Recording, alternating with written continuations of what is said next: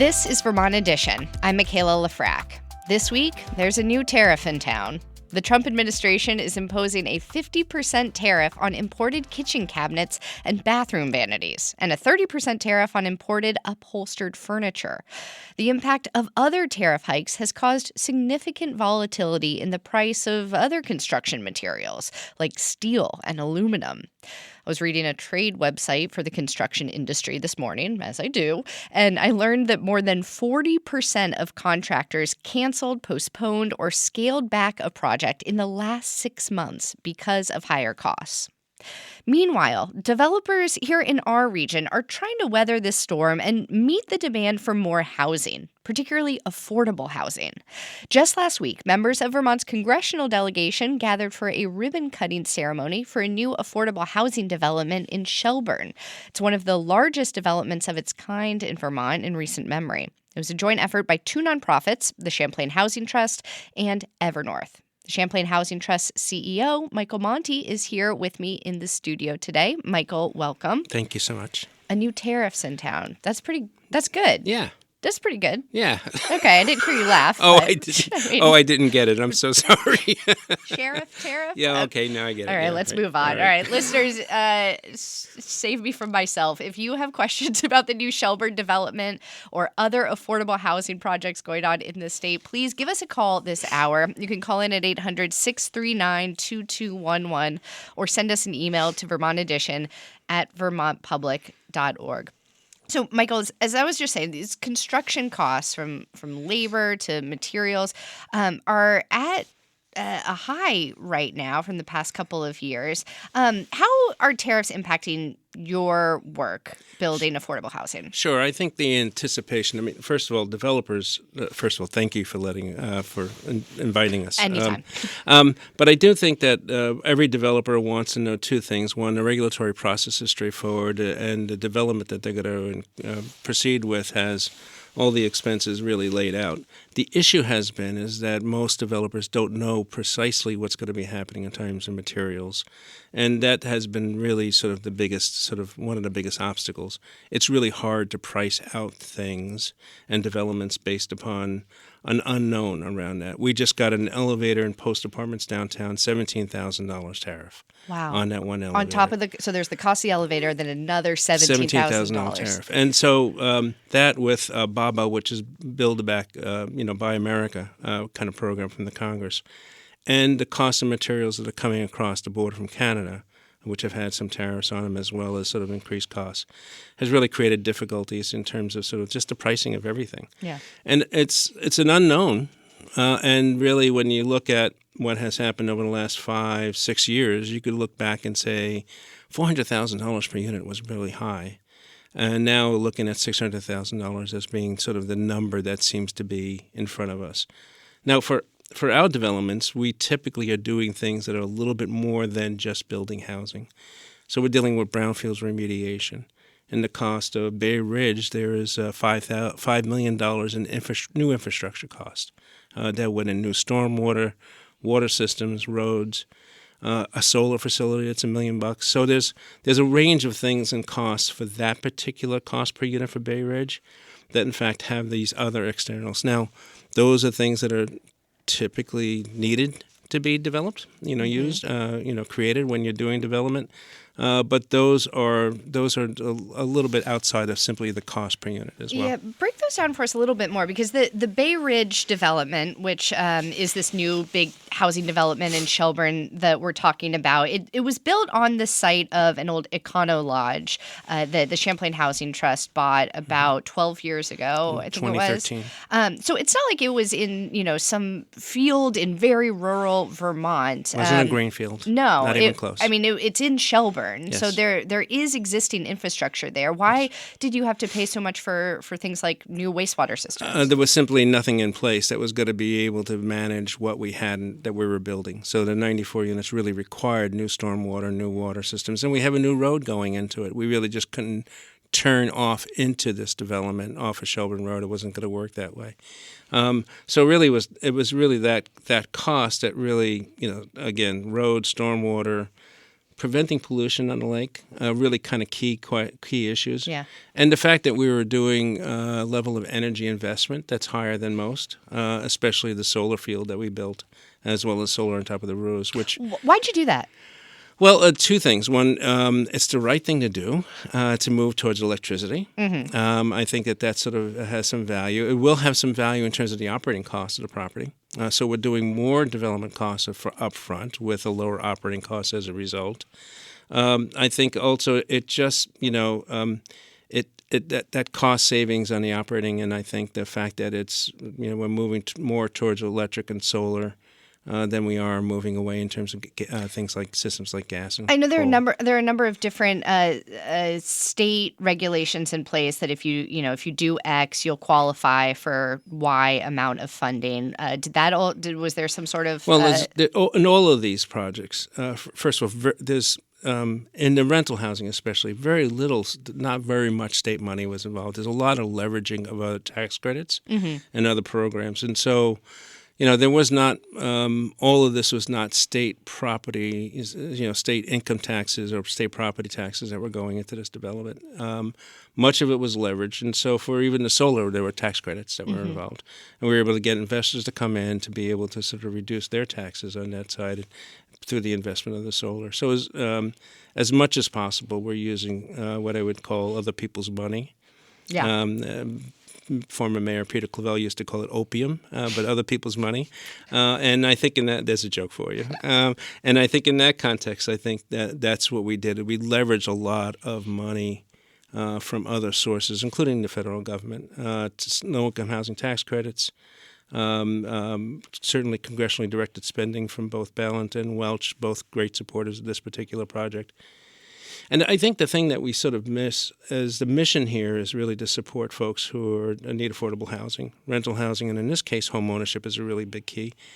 But, this development will probably pay more in property taxes than a very fancy home at this site because of the density that we develop these homes at. So, $10 million homes could have gone on where the 26 homes, which are shared equity homes, going to be, and pay the equivalent in property taxes. And so we're really contributing back to the community, contributing back to the state, contributing back to, I think, the community broadly in terms of the mission, certainly. And then there's a 15-month period of construction where all of those laborers and all those workers were all paying income taxes to the system as well. I think that's a real big economic investment. We always talk about affordable housing as the mission investment, the public investment that way. But I think the economic investment in this housing is actually enormous and will show up both in town and in the state. Michael, you've brought up a lot in there that I want to ask you about. But before we get too far away from the new tariffs and the cost of building materials, I was curious to hear your thoughts on how this moment with these new tariffs compares to like the period right after the start of the pandemic, like 2021, 2022, when there were these big double-digit increases in the price of some construction materials and the whole global supply chain kerfuffle that we're still feeling the fallout from. Is this anything? Is it as bad as it was back then? Is it anything like that? Well, I think that's the start of it, and I think that what we had during the beginning of the pandemic was two or three things. One, very, very low interest rates, and so the cost of borrowing for anything was so inexpensive, as opposed to 6.5% now in terms of what you might need to do. So the interest rates at the cost of borrowing was very low. The other part is that in fact the resources and the money became pretty quickly, and it was all grant sources. We were able to buy 4 or 5 motels with just cash, essentially, from the federal government to build more housing, create more opportunities, do more shelters, and that happened very quickly and happened in a way that was different. So the cost of that was not as impactful as what we're seeing right now. We're building between the last couple of years and what's in front of us right now about 500-600 units of housing in total, an enormous amount. All of that because of the federal resources as well.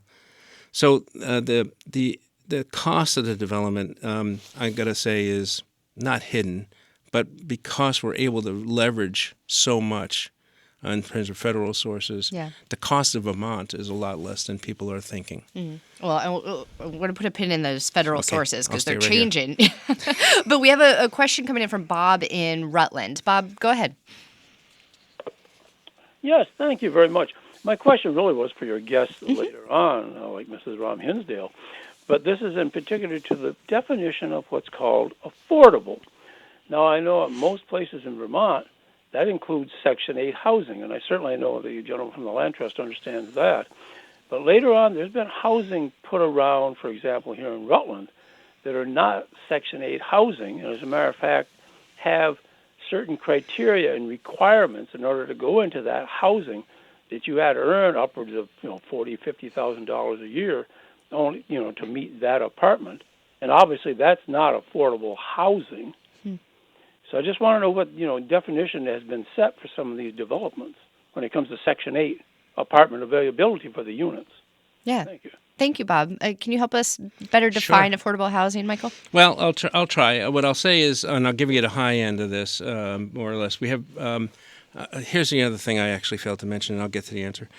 Our apartments that are being built here are 3 and 4 bedrooms, which typically you're seeing 1 bedrooms and efficiencies being built by private sector folks because that's less expensive to build. So we're building for larger families in this location. That drove up the cost as well. But I think as a part of the answer to this question, we have about 30 or so folks will be coming in with vouchers. A good number of those folks are disabled or elderly, but the majority of those folks will not fit that category, and in fact, the majority of those folks will be working. So we'll have about 30 of these apartments that we're building that will have folks who will be using vouchers, will be using Section 8. The housing is not identified as Section 8, but the program is sets up to allow folks who will be able to come in and have that set up for them so that their apartments will be subsidized. We'll serve some folks who are homeless, but we're going to be serving a lot of folks who are working. Most of the people who will be living in our housing will be working people. It's a range of incomes. For a 3-bedroom, it's going to be $1,700 a month, which includes all utilities. Now, the solar enables us to also include the electricity and everything, and so an individual will walk in, not paying any more expenses, but that $1,700 for a 3-bedroom, which is about half the price of what the market's doing right now, if not maybe even more than that. And I think it's relatively affordable in terms of a family of 2 wage earners or 2 low income wage earners, shall we say. And again, it's still so striking to me, though, that that there's this vast difference between what somebody's going to be paying to rent or own this place and what it cost you all to build them. I mean, the average for one of these units was $600,000. That's right. I mean, did that kind of make your eyes pop when you saw that number? Well, no, we've gotten used to it. So let me just say that. And I think that we've gotten to be, that seems to be the price. When I asked, we had somebody who was a regional administrator coming from HUD from Boston, and he asked, he asked me how much does it cost, and I said $600,000. He goes, that's what everybody's saying. And he goes, actually, it's $1 million. You're depending if you're around Boston, and there are some people who are doing it for less money with manufactured housing, which we're looking at as an opportunity. But the truth is that seems to be the price. That's the price based upon materials and labor. Again, nothing changed other than tariffs, BABA, uncertainty, Canadian resources coming over the border, costing a lot more, and labor costs have gone up. It used to be $12 to buy a sandwich. It's now $18 to buy a sandwich or something like that. But the point is that Vermont needs a lot of sandwiches right now. well, Yeah. the thing is that there are higher costs for everything, Yeah. and people are surprised by that. We're not necessarily surprised by that. It's unfortunate. We're not able to build as much. But again, in this context, we've leveraged a lot of resources, so that's a good thing.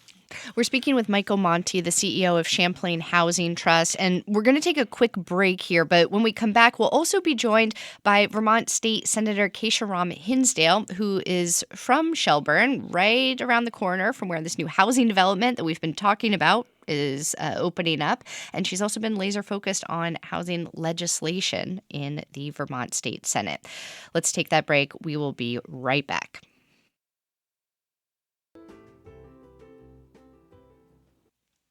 Welcome back to Vermont Edition. I'm Michaela Lafrac. If you're just joining us, we are speaking with the CEO of the Champlain Housing Trust, Michael Monty, all about affordable housing projects that are opening up or under construction as we speak.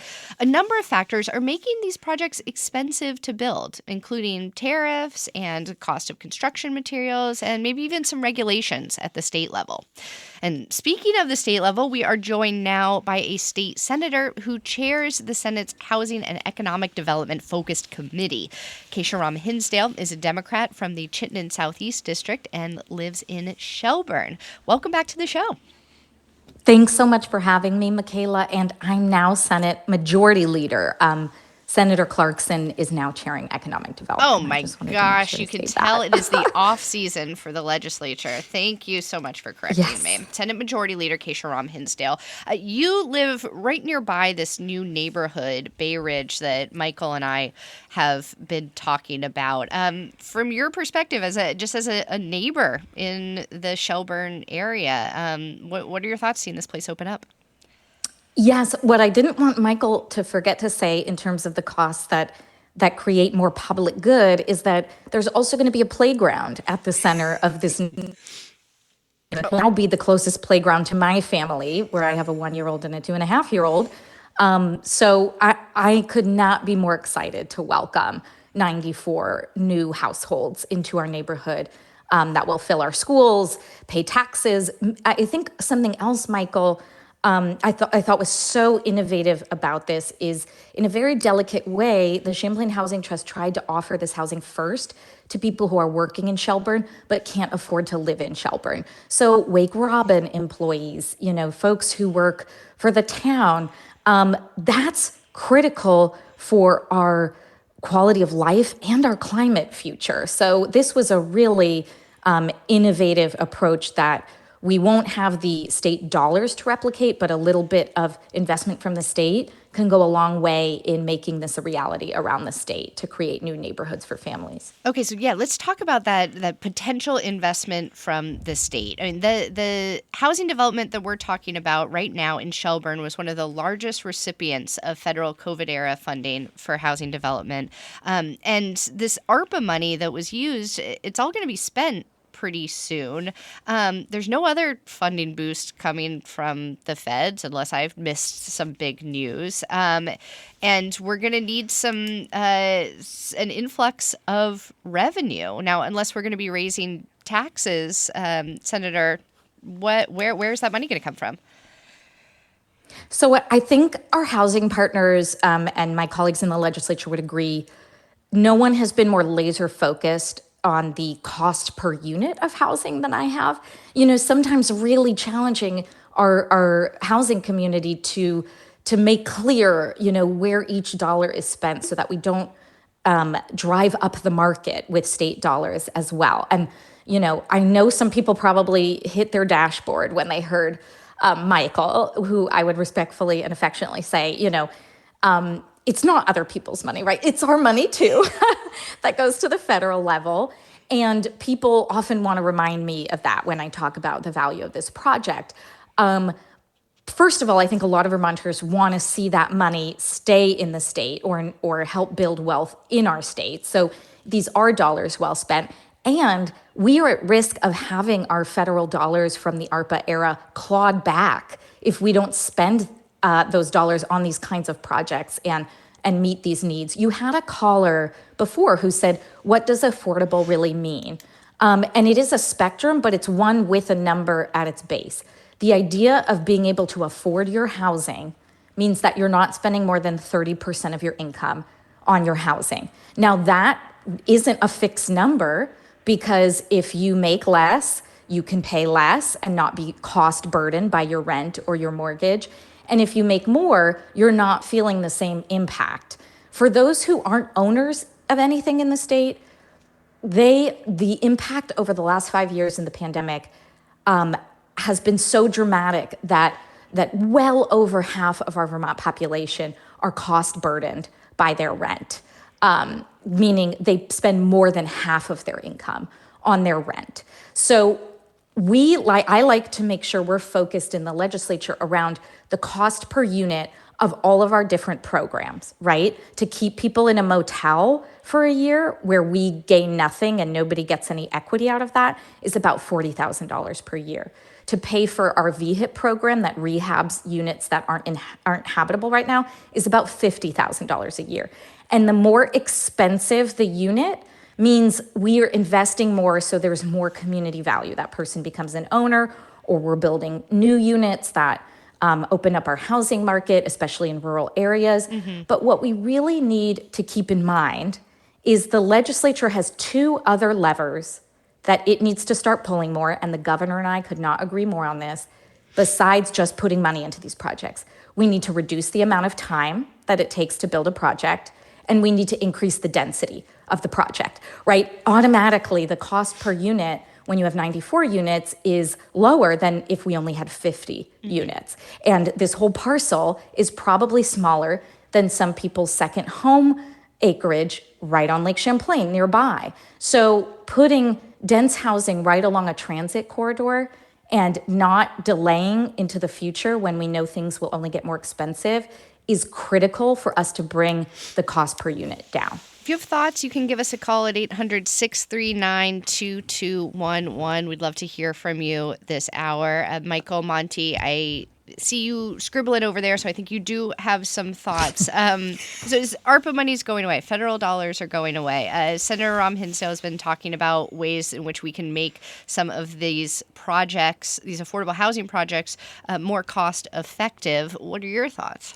Well, I think it's the right thing, and I do support the notion of doing regulatory changes, and the density is something that we follow, and I would continue to support that idea. I do think that will help reduce the cost of development to certain sectors of the population.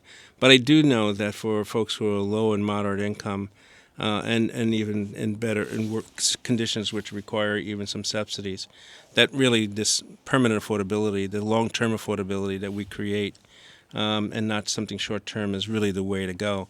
I'm not disagreeing with the senator. I'm just simply adding that the housing system is complex, and it's not just one thing, but it's a range of different approaches that need to be taken.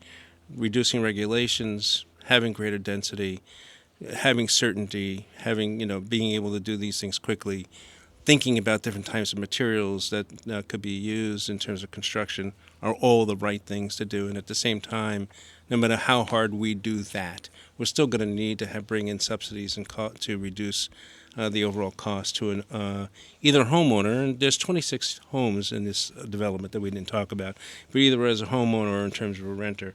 Both approaches need to be taken, and our concern is really we're hitting a cliff. We will be hitting a resource cliff. We have these homes coming on, but in total about 240 or so homes coming on now, just this year alone with this ARPA funds. Another couple hundred in the queue as well. We're going to need to figure out how to replace that. There was a little bit of money coming out of low-income housing tax credits out of the last federal budget. After that, it was a disaster for most people.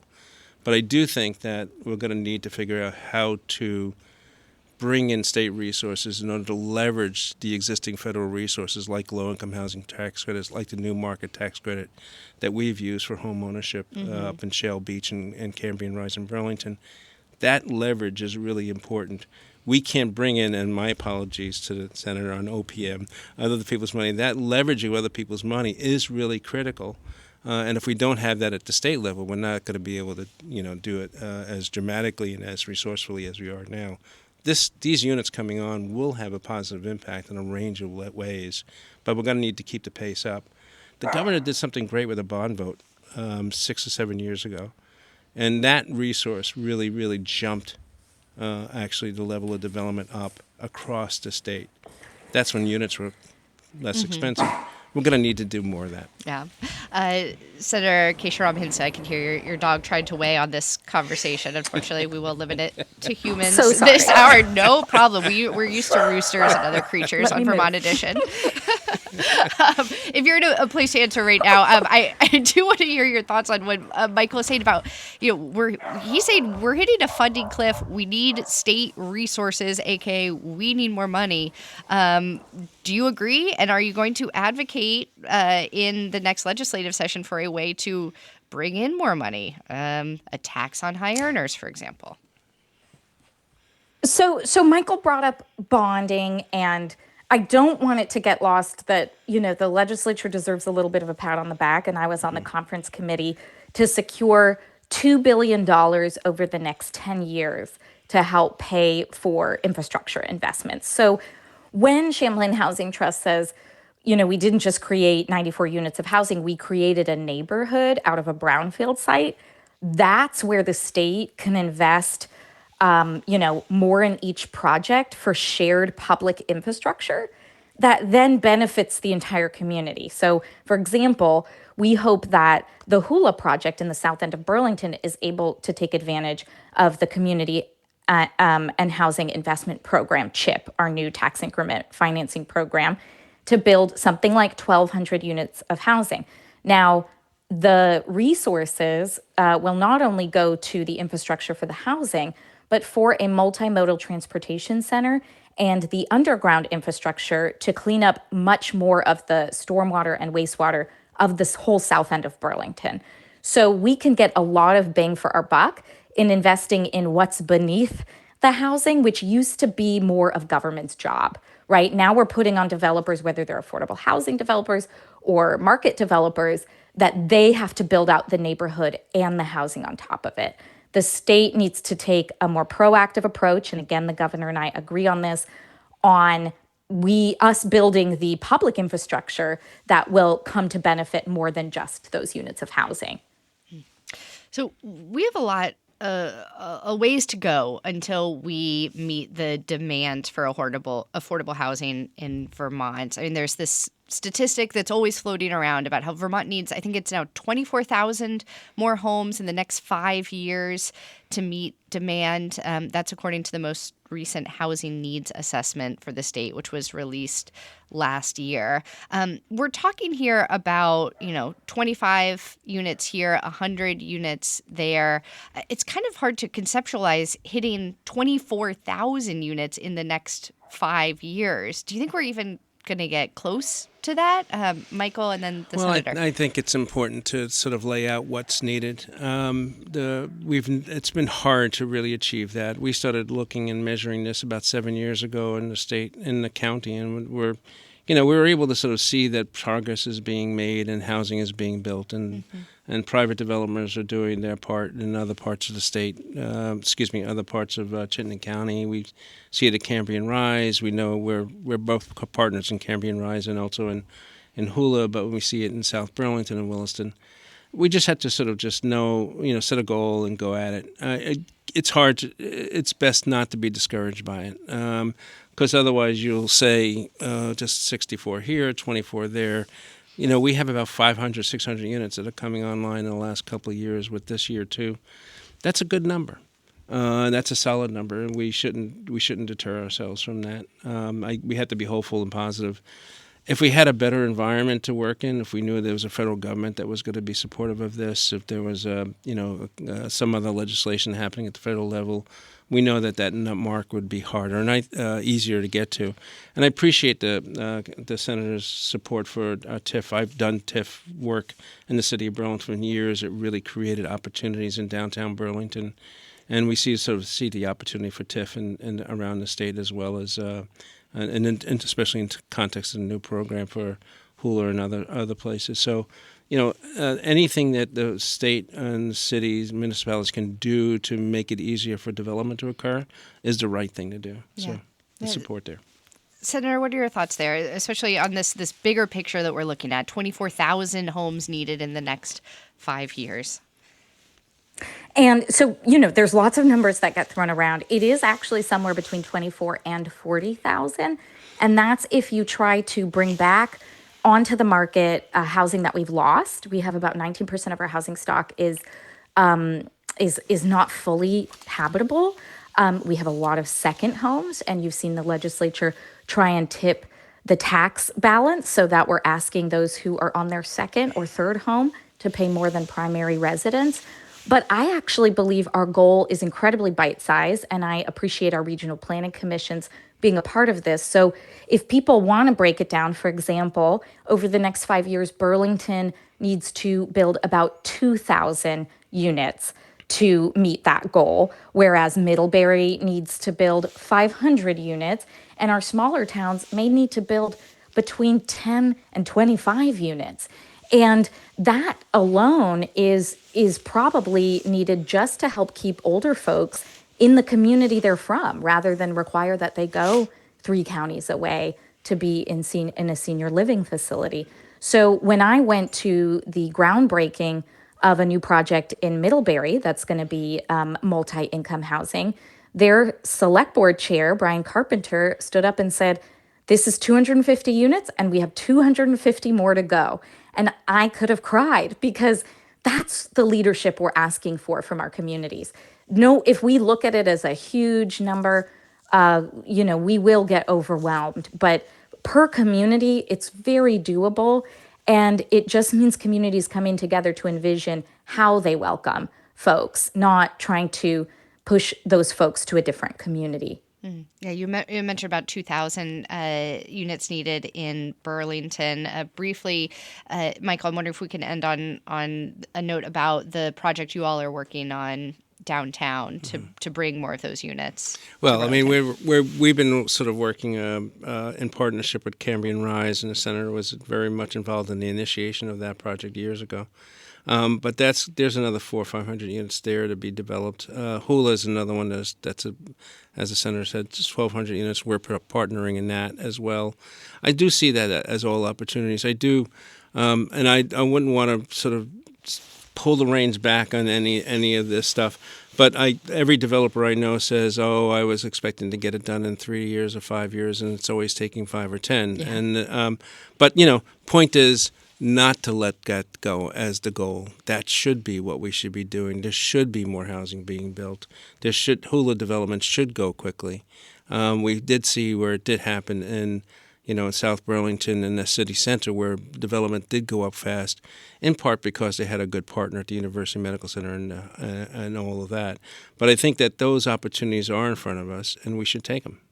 Michael Monti is the CEO of the Champlain Housing Trust. Thank you so much for joining me in the studio today. Sure. Anytime. And Keisha Ram Hinsdale is a Democrat and the Senate Majority Leader of the Vermont State Senate. She's from Shelburne. Thank you so much. Thank you for having me.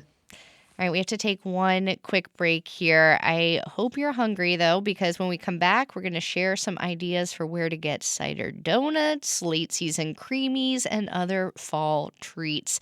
You can shout out your favorite cider donut maker by calling in at 800-639-2211. We'll share your ideas in just a minute. Stay with us. Welcome back to Vermont Edition. I'm Michaela Lafrac. The air is crisp, the leaves are dazzling, and apples are literally falling off the trees. It is fall, or as dessert lovers call it, it is cider donut season. I just had one yesterday, and honestly, I really don't think there's anything better than that mix of sweetness and crunch, especially if it's just out of the fryer.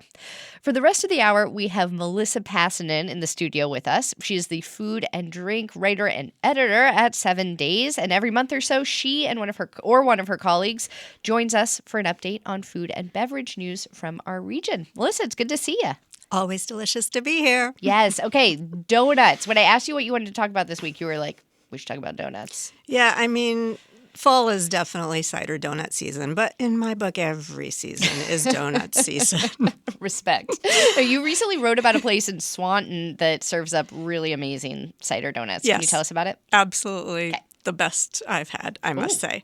So Hudak Farm, which is mostly a vegetable farm. Mm-hmm. Folks may know them. They're Burlington Farmers Market, stalwart. But I saw on social media that they make really good cider donuts. And so I headed there, and I did not know just how good they were till I got there. The farm stand, for those who don't know it, is gorgeous. It looks like it's out of a fairy tale. You should just go see it. And pumpkins are beautiful, and they have all these beautiful vegetables. But if you follow your nose, in a back room, there is a mysterious creature, especially on Saturday mornings, who, hopefully I'm not going to offend anyone, who introduced himself as the Hudak Donut Ho. Yes. Yes. His other name is Moretti. Yes, mononym. Okay. Anyway, he's a character. But most importantly, they make their cider donuts from scratch completely. Now, I know a lot of people go to orchards and have delicious cider donuts. Mm-hmm. Just so you know, most of those are made with a mix. They make them from scratch. They fry them. They fry them from scratch. But I know this because my husband is allergic to soy, and the mix includes soy flour, which is just not something anyone's putting in from scratch donuts. So I don't want to throw shade on those. They are good, but these are better. Okay. And so there's this guy in this back room who's making these magical cider donuts. He only does it on Saturday when Sarah Kuhn, who is part of the family of Hudak, is at the farmer's market. Okay. But yes, he is magical and very funny. So what do you think the secret is to such a good cider donut? So the secret is that they mix them from scratch, literally. They reduce their own fresh pressed cider. They use their own eggs when they have them. They have a big laying flock. And they fry them in lard. So if you are not into animal products, you would not like them, but the lard makes an exceptional cider donut, and they use this vintage machine. And they are just so good. Cool. Okay, great tip. But outside of cider donuts in particular, there's been some moving and shaking in Vermont's donut landscape. What's going on with the much beloved North Country donuts? Oh yeah, so North Country in Morrisville, which got new owners, Dan Gwaltney and his wife Jessica Palmer Gwaltney, just under a year ago, they bought their first commercial scale donut fryer, kind of the opposite of this little vintage thing that they're using up in Swanton. And so they've been able to increase production. They do beautiful donuts, all sorts of crazy flavors. And they are expanded distribution with these pop-ups at Red Poppy Cakery in Waterbury. And they're posting about those on Facebook, I believe, but definitely Instagram. There's one coming up October 1st, which is Wednesday, right? Oh, yeah. They have really lots of crazy flavors, like cereal ones and cookie ones with cookies embedded in the donut. But the one that I just saw go by that sounded kind of seasonally delicious was a chai spice sugar brioche donut. Wow. Yum. Mm-hmm. Amazing. And then I went to an old school donut place. Yes, Quality Bake Shop in Essex. You've been so busy. Like right around the corner from you. Yeah, I noted that. So they've been serving up these like kind of old school treats for 70 years? Yeah, Is that so right? they've been in the little mall there in Essex Junction, down the road from here. Not quite for 70 years. They were in Railroad Street in the center of Essex Junction, I guess, for the first couple of years. But yeah, they moved there in the 50s when it was new. Like, remember all, well, we don't remember. I wasn't even born then. But there were all these like new suburban malls in the 50s and 60s. I had a little exchange with Bob Blanchard, who I'm sure you've probably had on the show, but amazing local amateur, but he feels professional historian. So he said they are the only remaining tenant of all of, like, there were 4 or 5 of these malls in Chittenden County that were brand new and exciting in the 50s and 60s. And they've been there since then. And I just had such fun talking to Michelle Sims. She just turned 68, and the business that her father founded is 70, a couple years older than her. And they make old school donuts from scratch. They make a great cake donut, like a very plain, but really good crumb, good kind of crunch on the outside, and a good maple glazed. Those sound amazing. Now, I'm noting we're talking a lot about northern Vermont and central Vermont donut makers. If you are in southern Vermont and you're saying, hey, this person down the road has the best cider donuts and no one is mentioning them, give us a call at 800-639-2211. You can also email us your donut and cider donut in particular recommendations to Vermont Edition at vermontpublic.org. But Melissa, if we can, let's head even farther north than what we were just talking about. We have had a number of conversations about Montreal. It's a city I know you know well and love. And for folks who are driving up to Montreal from Vermont, they might stop in a little town called Bedford. And you were just recently writing about how it has some pretty incredible food options. Yeah. I think you are one of the people who has asked me about, A, where to stop on the way to Yes, Montreal. I And I'm have. like, who stops? Just get the heck to Montreal. And also poutine, which I don't normally eat because I like poutine, but I have so many other things I want to eat when I go to Montreal. That's fair. But in this case, I was thinking of you when I wrote this story, Michaela. Thank you. I was wondering. So Bedford, it's a little town. It's not one of the like picturesque country Eastern Township villages. It is just off the main drag, slightly less off the main drag now that they opened that final stretch Yes, finally. of the new highway, but still close and a good stop. And we found great coffee. We found 2 different places to get poutine that are both beloved local faves, and I could not get an agreement, so we had to go taste both. Oh my gosh, this is my kind of town. And then a really great little restaurant called Comptoir Moutarde, which means mustard counter, but young chef owner who actually moved down from Montreal during the pandemic, wanted to get out of the city and be closer to the source of his menu items. So good. Highly recommend. It's literally from my house if you don't count stopping at the border, which you do have to do, of course. Yeah, I'd recommend that. It's an hour from my house in South Burlington. And he has a $20, that's Canadian dollars. He makes all of his pasta in-house. Pasta and glass of wine, $20 lunch special. Very, very affordable, right? Yum. And delicious. So, can read the story for all the other details, but it was so good. And I actually kind of met the town through finding this ceramics shop that I don't even remember how I found it. And it's also a cafe. And the couple who own that moved to Bedford about a dozen years ago from the Laurentians further north. Mm-hmm. And they said all of their friends and family were like, why are you moving there?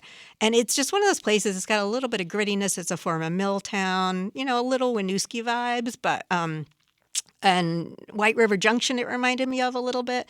So there's this sort of, like the chef I mentioned, younger, creative folks moving there because it's more affordable. And they like that it's not like it's perfectly pretty, but it's not, again, like one of the more lovely but more crowded, competitive places like Frelicksburg or Sutton. Yeah. So I do highly recommend. Great. Good place to explore. And dueling poutine shops. That's Yes. awesome. I will tell you, the thing that they do well with poutine there is the curds are super squeaky. And I love me a squeaky curd. And we just I don't think we run through enough.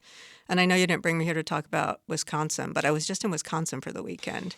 Fried cheese curds, very different but delicious thing.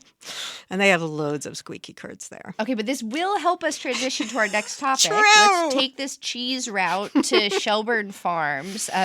Their extra sharp 2-year is one of my favorite local cheddars. But you recently wrote this big cover story for 7 Days about Shelburne Farms and its history and the way it's kind of transformed itself into this educational institution over the years. But one of my favorite parts of reading this story was just seeing some of the archival photos of the place over the last 100 years and reading the stories that you collected from the Webb family, especially in this period in the 1950s when the farm was kind of transforming from this gentleman's farm into an actual working dairy farm that the family relied on for an income. I wonder if you could tell us a little bit. I think everyone should go read the story for themselves, but just about that kind of moment in time, because it was one that was particularly interesting to me. Yeah, I think when I first learned about it, it just struck me. So folks probably know that Shelburne Farms was started as a, private family's estate and by William Seward Webb and Lila Vanderbilt Webb, Vanderbilt being the operative word here, the railroad empire heiress, right? So she received, when her father died, a bequest of $10 million, which today is worth over, $333 million. And they created this gated refuge. They bought up a bunch of smaller farms. So they had a fortune, but they spent it, partly because Seward, he was called Seward, William Seward Webb, really wanted to have a model farm. So he invested tons, which is how you get those gorgeous farm buildings that folks are familiar with, right? The farm barn. And then obviously what is now the inn, which was the home. And then there are some other beautiful barns, something called the breeding barn, which some folks may have been to, but it's a little bit off the main. Those were some of the photos I loved the most in this. I've never seen inside the breeding barn. It's incredible looking. Yeah, it is absolutely awe-inspiring. So they had put a lot of money into that, and upkeep was huge. So basically, not very soon after they founded it, they were running out of money. So by the time you get to the 50s, which is Derek Webb, grandson, one of the grandkids of the founders, he is devoted to the farm and actually wants to farm, which wasn't something that one necessarily did when you came up in that kind of class. You farmed like out of a noblesse oblige, like we want to show the other people how to farm. But that wasn't his thing. He was actually farming and started with the brown Swiss cows that people know so well. But it was really tough. They didn't have a lot of money. I mean, they lived comfortably, but they did not have tons of money to pour into it. And at a certain point in the late 60s, he and his wife Elizabeth, his first wife Elizabeth, had 6 kids. And he started talking to them. This is your inheritance, but I think we're going to have to sell a big chunk or we're going to lose the whole thing.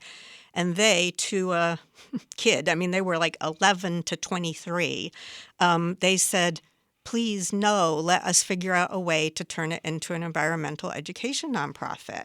Which was kind of... I like thinking of the 11-year-old being like, please let us turn it into an environmental education nonprofit. But seriously, I did talk at length to Lisa, who was the next youngest, and she was only 15 when that all started. And she said they were all deeply attached to the place, the farm, and I mean, everyone I talked to, including some ex-spouses who were involved at the time, just said it was also an era, right? It was an era of environmental movements starting, the first Earth Day, the Vietnam War, women's liberation. There was a big social stew bubbling. Yeah. That's funny, food. Yeah, anyway. Okay. So anyway, and their dad kind of let them, I mean, he didn't give them the farm and say, go ahead and do it. But he said, okay, see what you can do. And they, and to this day, Alec Webb, who was the next one up from Lisa, so the 4th, did I get that right? Yeah, 4th. He is the president of the nonprofit they founded. It's not a family foundation. It is not a family business. He's approaching retirement age, and his brother Marshall, folks may know, who was his kind of the other sibling who really stayed involved over the decades, died tragically a few years ago, drowning in the lake. So they're kind of thinking what happens now in the future. This is not necessarily going to be a Webb in charge anymore. What does that look like? So and they just did a huge capital campaign, completely renovated the Coach Barn, which is one of the other beautiful barns, into a year-round education program hub, which is obviously their reason for being now is environmental education. They call it sustainability education now. It's expanded. And they've done amazing work. I don't know that people realize how global their impact is because it's very behind the scenes. They're really about teaching teachers how to help their students understand how they can protect and support the earth. But yeah, it was a huge story. I had to really focus in so much on the cutting room floor, but I hope that people learn from reading it. Yes, I certainly did. It was a wonderful piece of reporting. So thank you for coming on to talk with us about it. Melissa Passanen is a food writer and editor at 7 Days. You can find her reporting on their website or, go rustle up one of the print editions from last week to check out this story about Shelburne Farms. Melissa, thank you so much. Thank you so much, Michaela. All right, that is all the time that we have for today's show. Tomorrow, we're going to be sharing a really wonderful episode of our podcast, Brave Little State, about Vermont's car parks and why they are always so not expensive, they're free, so full of people. I am really excited to share this story with you. It's really one of my favorites that I've heard from brave little state in the past couple of weeks. That's tomorrow at noon. Today's show was directed by Mary Angish. John Ahrens is our managing producer. Andrea Lorian and Daniela Fierro are our producers. Today's call screener was Kelly Delorier, and our theme music is by Myra Flynn. I'm Michaela Lafrac. Thank you so much for listening, and we will catch up again soon.